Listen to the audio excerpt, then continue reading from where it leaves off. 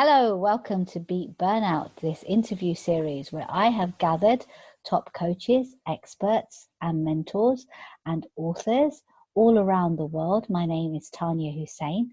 I'm a stress management and trauma recovery coach. And as this series is really aimed at social workers and healthcare professionals, but it's really aimed at anybody. If you can be a business owner, you can be a teacher, you can be a parent who is struggling with overwhelm and all these different roles and responsibilities that you have, and you do not know how to juggle them, and you feel like you cannot give any more. So you're in the right place right now. Bill Simmons is the small business owner's secret weapon for strategic growth. With over 30 years experience helping owners and entrepreneurs clarify and execute their visions, he's the one to turn when you're ready to grow your organization. From sharing his message of leadership and success with over 250,000 students throughout the world to negotiating deals reaching into the tens of millions, Bill's experience covers a wide spectrum of industries. Through it all, he's mastered the process of clarifying a vision, creating a strategy for action, and seeing the plan through to success. So I am actually going to welcome Bill. He's based all the way in Greenville, South Carolina in the USA. And I'm just really thrilled that he's with us. You're a business and a life coach. Could you tell us, how did you get to be doing what you are doing right now? First of all, Tanya, let me say thank you for allowing me to be a part of this. I have a lot of passion for helping people who are feeling overwhelmed and have experienced burnout. And so I think this is a timely topic and very needed. So thank you for letting me be a part of it. How did I get into this coaching and consulting world? Often I tell people that I was doing this before we knew it was called coaching and consulting, really. I started out in the business world, coming out of college, working for a company called Service Star that was in the retail business and the kind of hardware home center world before the big boxes of Home Depot and Lowe's came around. I was kind of working in that world, but also ended up in the faith-based nonprofit world. And I actually was the executive director of a nonprofit in Washington, D.C. And we did a lot of things in helping the inner city. And I was privileged to spend a lot of time with leaders of various organizations all around the world and connecting with students that were college students coming into our program. And as a result, was a motivational speaker. I was young, skinny, and had hair, and would go into public middle schools and high schools and speak to students about making right choices and speak to them about being motivated for a passion and a vision for their life. And out of that experience, again, met with a lot of leaders all over the world and would end up having conversation, because isn't that what we do? I think that our lives and our organizations are changed one conversation at a time. And I had an opportunity to have conversations with these executive directors and organizational leaders, and we would just talk about the challenges they were facing. And sometimes that would be personal, and sometimes that would be in their organization. But very often I would hear people say, "Oh, let me tell you something I haven't told anybody," or "let me share this challenge that my entire staff doesn't know or my organization doesn't know." And we were having very vulnerable conversations. And out of that, it turned in for me an opportunity to serve leaders and entrepreneurs to find intentional ways to help navigate those frustrations. So it's been a great journey. And I've been doing my business now since 2006. And I have enjoyed so much coming alongside of leaders and helping them lead at their optimum level. That just sounds like really fascinating. And I must ask you, you must have, doing a business, being a business owner, although it's different from social work and being in healthcare, sometimes it can be the same because you've got stresses and strains and anxiety and overwhelm. What would you say has been your darkest moment in your life, experiencing all that? Yeah, I think what happens is when you are serving, and again, I agree with you that it really doesn't matter the context. I may be serving in a social way. I'm a therapist, I'm a pastor, I'm a servant leader in some kind of organization. We're serving people. And one of my favorite sayings is that we serve others out of our overflow. So whatever is, we're filling ourselves and we're filling our cup. And because in serving, we're letting what's inside out, right? We're serving other people and we're emptying our cup as we serve them. And if we're not constantly filling our cup back in, then we find ourselves in those dark, dry moments where we've emptied ourselves out and there's nothing left to give. And so I've been that way. Before I started my current business in 2006, I mentioned I led this organization in Washington, D.C., and I was in over 300 speaking engagements in 6 years, okay? And so what that meant was I was traveling somewhere around 45 to 50 weeks a year for almost 6 years. And the reality is that I look back and I think, man, I had some of the most amazing experiences doing that.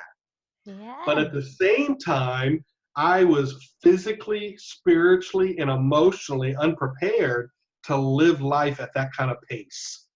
And so some of my darkest moments have been when I have just literally wore myself out physically, wore myself out emotionally. And as a result, my relationships around me were strained and difficult, and discouragement and depression creeps in. I think if you're a leader, you have really high expectations, right? And then when expectations don't go the way you want them to, one of these two is moving, and reality is not moving. Expectations always come down, and when it comes down, it depresses, right? And so when I'm high, I'm really high. When I'm low, I'm really low. And so I know what it's like to really walk in those kind of dark nights of the soul where we are emotionally unprepared for the pace of work. When you carry the burdens of other people, if you don't know how to release them, they will weigh you down and it will burn you out.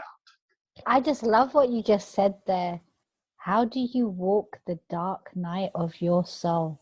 Oh my God, that is just so powerful. Yes. And it's so true. How do you release those burdens of all those other people that you are serving, that you are giving to? Because sometimes it can actually feel like you've got literally the whole world on your shoulder. Mm-hmm. Not just like one person, literally the whole world. So how, with all those speaking engagements and that pace, when you were completely physically, emotionally, and spiritually burnt out, what prompted you to seek help? Can you remember that? I've got a little bit of age on me, so sometimes we have to go through things a couple of times before we learn lessons, right? And so I have the privilege today of the rear view mirror, right? And and so I can look back, where maybe when I was in my 20s and my 30s, I didn't have enough rear view mirror to see maybe the trends that were going on in my life, right? We have seasons and cycles, and I had to pay attention, and I didn't have enough information to really see what those trends are. Now I have that rearview mirror and I can look back and I can see where these dark times in my life and these discouraging times, these depressing times in my life, and what it took to get out of those. Really, every time it was really about surrender, right? That we give in to the experience that we're having. Because I think for anybody who really attempts to help other people, there's a little bit of a recovering control freak inside of all of us, right? And we really have to learn that life is not manageable on our own terms.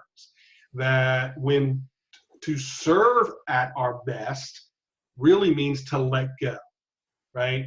And so for me, I really had to understand the need for help. Now, my wife is a blessing to me from the fact that sometimes my dark times actually brought crisis into our marriage, and it wasn't of no fault but her own, and our relationship suffered and struggled as a result of that. But she has been very patient with me, and has at times in my life said, you help so many people you have to be willing to let other people help you. And so I think you have to have other people around you. For me, it was my wife, and I was lucky to have that. And then other close people that were willing to help me. Because when you're a helper, we have a lot of social workers, therapists, servers of other people on watching this.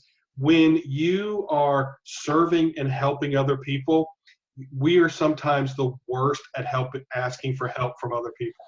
Oh God, yeah. Tell me about it. It feels so shameful, embarrassing, very, what's the word, painful, because you feel that everybody's judging you and you feel like such a failure. I'm sure, Bill, you felt, Oh, absolutely. We only had about 30 minutes here today. We could take the next 3 days, maybe 3 weeks, just to talk about all my failures, right? But here, why is it that we are helpers of people and then we put an unrealistic expectation on ourselves to be perfect? And then we feel, how can the therapist or how can the business owner be discouraged when they have to be the person that encourages everybody else? And so what I have learned is that authenticity is critical for us to be able to express and be vulnerable. And what I try to say is that I'm a leader among equals. And so I face the same challenges you face. I have discouragement. I have miscommunications. I fear rejection and being misunderstood. I'm concerned about my finances, just the way you're concerned about your finances, right?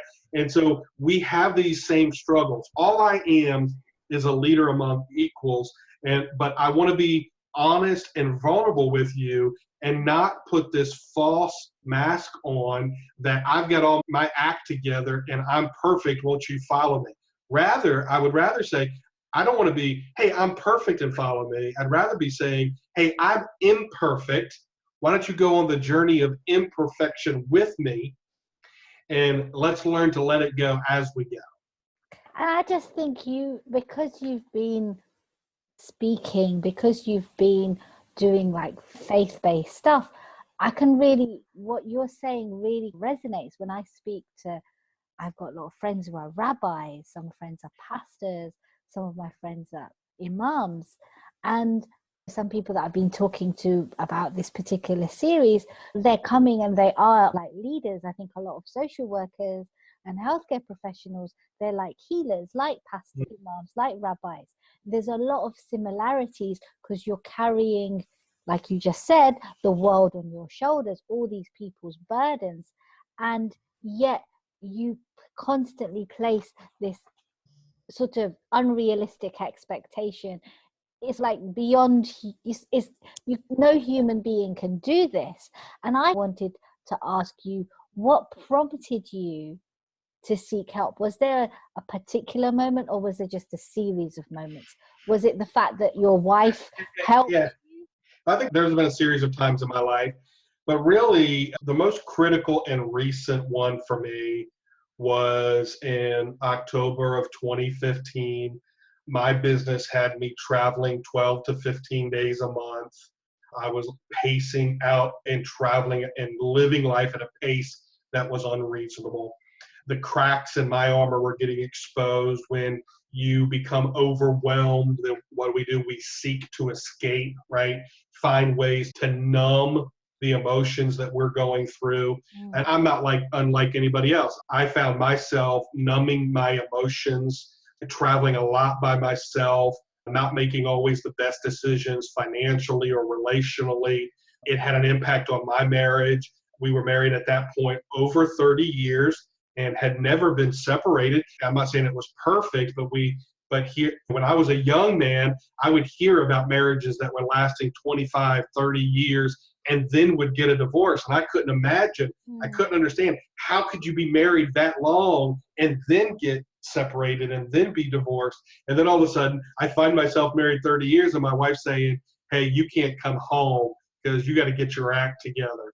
And I may get a little emotional about that, but that was truth. And I didn't want to live with me. Why would she want to live with me? And found myself, honestly, in a dark place where the most unimaginable things start entering into your mind, right? They're like you think to yourself, there's no way my marriage won't survive. There's no way that I would want to end my life. You have these crazy thoughts that you're wondering, like, why would that you couldn't even imagine beforehand that you actually have those thoughts. And then all of a sudden you have them and you find yourself in this dark place. And so I found myself in October of 2015 on having a nervous breakdown, finding myself in a hospital for over a week, and at nobody's fault of their own, my own bad behavior and bad decisions leading me to that place. And what it took for me was a couple of things. One, hitting bottom. I think one of the things that we do as parents and healers and servers of other people is we try to keep people from falling. I have a new philosophy. Let people fall. Let them fall as fast. Matter of fact, let's get them to fall as fast as they can, because the faster they can hit the bottom, the quicker they can get back to the top, right? And so I had to hit bottom. I had to feel alone, but just because I was alone doesn't mean nobody was with me, right? I had to come out of that on my own. I had great family support. I had a wonderful therapist. I often tell her all the time, I say, her name is Sarah. I say, Sarah, you saved my life. And as a good therapist, she always is humble about that and says, no, it's not me. And I said, no, it was you. We got to go through that. But I have an affirmation. I appreciate it. I had several really close friends. I struggled with a fear of rejection and feeling misunderstood by people because I have a strong personality and people will follow me. But 99 people could say, you're awesome today. But it was that one person that said, you're not awesome today, that I'd spend the rest of the day thinking about, right? And so I had to have a new mindset and challenge. And so when I hit bottom and I thought I was going to lose my marriage, I thought I was going to lose my business, I thought I was going to lose my family, then I was in a place where things had to change. And that critical place of and letting go of those fears and shifting our minds was a critical point in my life. And I'm here to say that was 2015, 3 years later. My marriage is not perfect, but it's the best it's ever been. My business isn't perfect, but I've made more money this year than I ever have. I have friends that are deeper and closer than I ever had. But in those months following that crisis, I thought I lost it all. And so I'm proof that you can burn out and you can lose your light, but you come out of the darkness and you can shine brighter on the other side. And you're just like such a beautiful testament to that, Bill, because it feels like just doing this series and connecting to brilliant people like you, I feel like I found like loads of like soulmates. It just feels so, I've got like goosebumps all over, because your journey feels very similar to mine. And this is something that I've said in other interviews. Although I'm Taniya Hussain, I've been a social worker for nearly 3 decades, 27 years. Started off very young, like the age of 18. I started working with sexual abuse survivors. And when you're surrounding yourself with trauma all the time, yes, although on the outside I had a very, in some ways, successful life. I'm married, I've got 3 kids, I've got a good career. It's inside, you're just like breaking up, and you wear this really tight mask, even though you don't even realize it is a mask you're wearing, because it becomes the new norm. And very much like you, this time last year, November 2017, I did not even want to know who my husband was. I just didn't want to have anything to do with him. I was so bitter and angry, and it was a lot of other things that had just, they just mount up and mount up, and you like then tend to blame that one person that is close to you, which is usually your partner. And there might be certain things that your partner has done, but he or she hasn't done everything to make you feel bitter and angry. But you tend to blame those who you love. And like you, I could never understand why after 25 years, or we've been married 22 years, 23 years this year, you never understand why people break off after that long time. Usually you think, yeah, 1 or 2 years, people break up, that's fine, they never got on.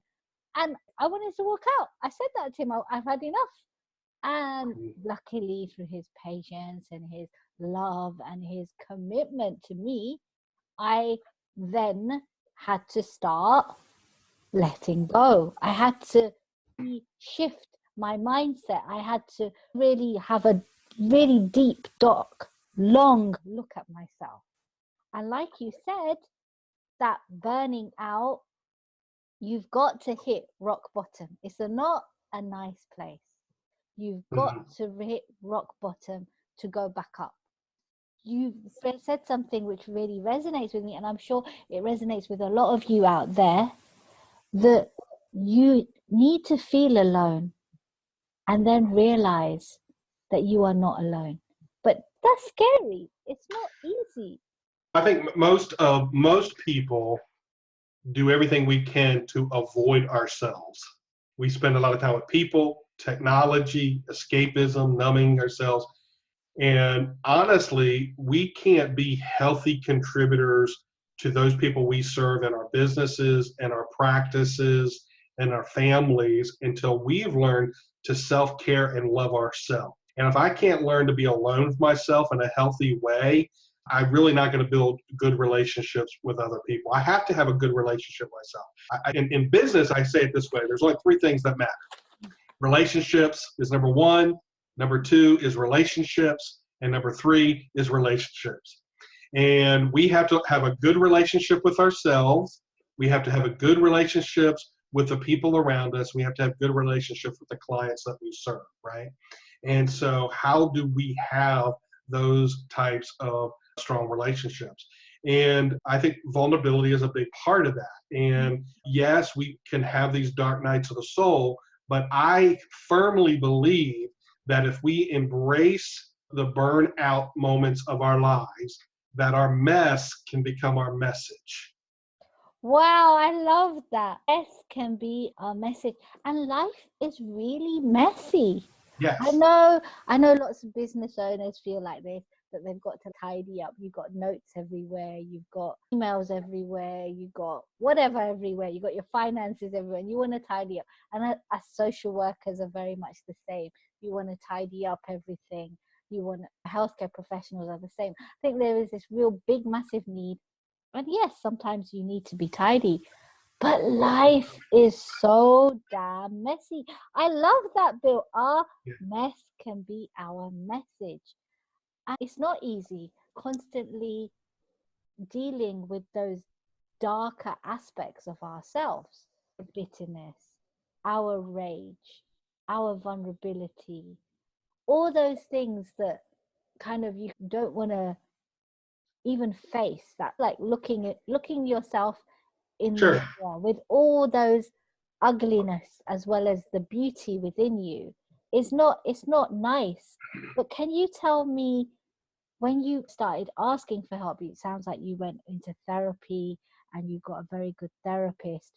Was it easy for you to accept the help, having been a pastor and a speaker and people calling you awesome and this expert? And Sure. was it easy to It was hard, and I think it comes down to loving ourselves enough. It really wasn't. For me, I had to embrace self-care. And I think for entrepreneurs, business leaders, healers, practitioners that are in social work, that are coming alongside in therapy, that we have to learn how to take care of ourselves. We truly can't serve others and care for others well unless we care for ourselves. I'm not saying it's easy, because if it's easy, everybody would do it, and everybody doesn't do it. I'm not saying the work is easy. The work is actually hard. The neural pathways in our mind are like ruts. And when we've been making the same bad decision for decades, you can't expect to fix it in a week. And so we have to have new routines, new messages, new stories that we're telling ourselves so that the neural pathways can create new ruts and new pathways for new decision making. And so it takes time to do that. Research says that it takes 3 to 5 years to actually reroute the neural pathways in our minds to new ways of thinking. 3 to 5 years. And so we can't expect it's going to happen in a therapy session. We can't expect it's going to happen in 6 months. I can't say that I have fully arrived to that. I still have old ways of stinking thinking that still try to pull me back in, right? And so that's why you have to have tools that you can use to help you drive you in the right direction, affirmations that speak truth, not lies to yourself. And you have to have a community of people around you that you can mastermind and brain trust together to move forward in your life. And yeah, my thing is, it's you can do it, but you have to do the work. And I'm really glad that you've also said you can do it and you have to do the work. And you've also talked about the really importance of community. Like you can do it and you have to do the work, and you need people around you to pull you up, to support you, to show you your bitterness and your rage and your beauty, and to celebrate you and also constructively criticize you. Oh, sure. Somebody's got to be able to speak the truth in love. I think what happens is we have to recognize we don't want to numb one emotion is to numb all emotion, right? We can't numb emotions in isolation. If we are numbing our emotions, and what happens is then we don't feel anything. If we're trying to numb anger and bitterness, we lose joy at the same time and happiness. And so I had to learn to not fear the fear. That feeling the fear was actually a good sign so that I could feel the joy as well and come out of that. And I'm a big Brene Brown fan. So if you've done any reading of Brene Brown, she wrote a book called The Gift of Imperfection. And that was a critical book that helped me early on in my recovery to understand that I have to embrace imperfection. So that helps me as a person. It helps me as a business owner, because if you're a business owner, you never arrive to satisfaction. You live in a constant state of frustration that things are never where you want them to be. So what you have to do is embrace imperfection and celebrate it, and lay your head down at night going, I didn't get it all done today, and it's okay. And my worthiness and my value is not wrapped up in all that. And so certainly we could go take this conversation so long because there's so much depth to it. But I applaud you for reaching out to people to say you can beat burnout, and you can do it by embracing those imperfections and by embracing those difficult moments in your life. And I'm so glad that you are like sharing your journey with us, because the beauty of your soul comes out. It really does. It's the fact that you want people to embrace their whole selves, because the work that you social workers and healthcare professionals are doing is so valuable. And if crippled and weary and tired souls are doing it, then it just becomes so much more harder. And then if people burn out and then leave the profession, who else is going to do it? But if you're doing it by looking after yourself, you can do it in a much bigger and better way. I, majority of my life until last year, did never immerse myself in personal development. I just dipped my toe in it now and again when I needed it, when I needed a little bit of self-care to go back. But I really immersed myself in it for several months, and it made me really then, like Bill was saying, those neural pathways doesn't take 1 week, or it take several months, several years sometimes. And you still have to work at it every single day, because it comes back. Those negative affirmations and those self-beliefs come back.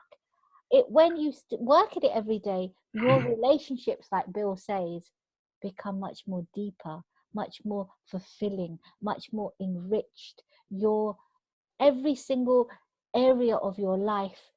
I'm not saying it's always full of joy. No, because in life there's joy, there's depression, there's darkness, there's light. But you actually tend to feel a lot more balanced rather than feeling so heavy all the time. And I want to ask you, that you have so much passion, you give so much passion into your business and your projects. How do you do that now without burning out? Bill? What do you do?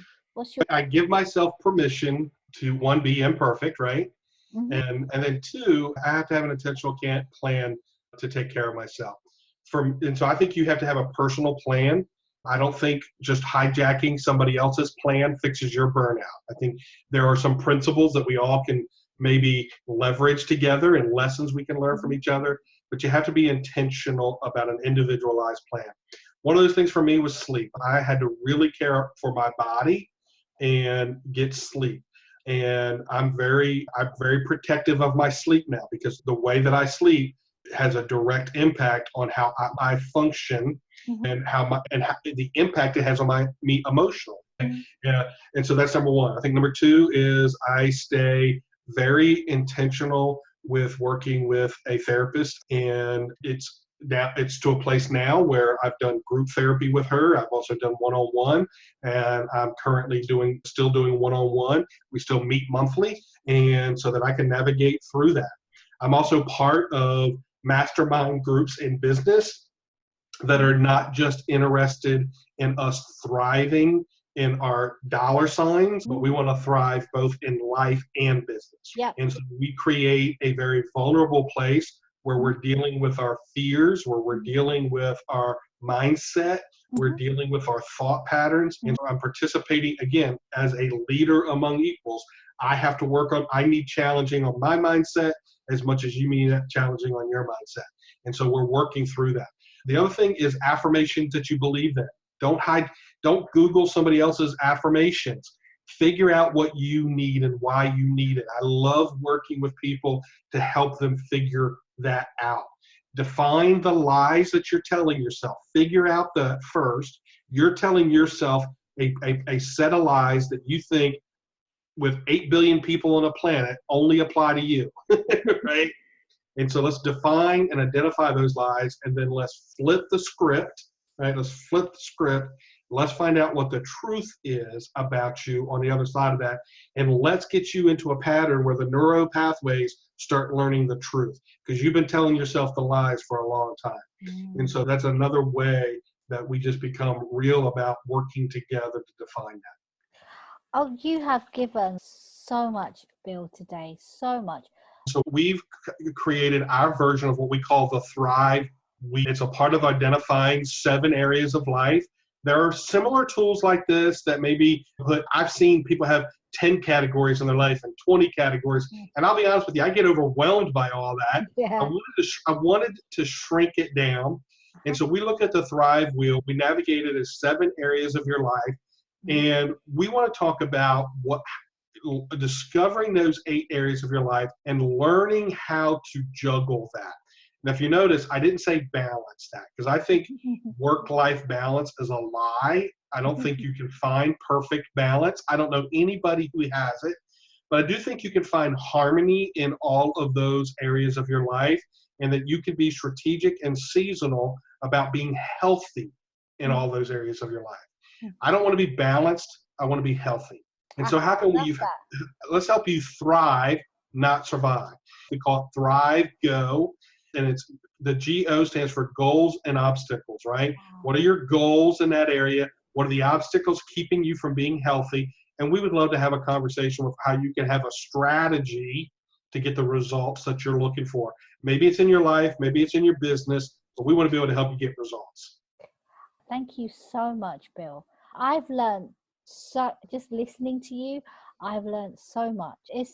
And letting go, it's hard, but if Bill can do it, I can do it. You can do it. And you don't need to do it on your own. And I really thank you. Thank you so much, Bill. Thank you for your time. And thank you for joining me on Beat Burnout series. I'm going to be back here tomorrow with another guest, another speaker.